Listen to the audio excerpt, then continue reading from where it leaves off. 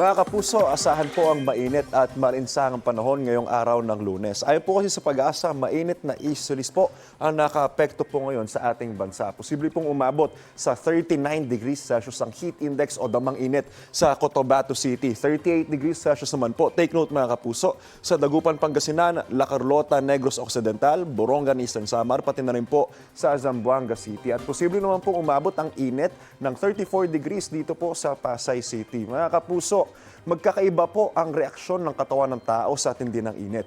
Magdoble ingat po ang mga nakatatanda, mga bata, buntis, pati na rin po yung mga comorbidities. Iwasan pong magbilad sa arawan mula alas 10 ng umaga hanggang alas 4 ng hapon. At magsuot po ng komportableng damit at dalasan ang pag-inom ng tubig. Paalala po, stay safe and stay updated. Ako po si Anjo Pertiera. Know the weather before you go.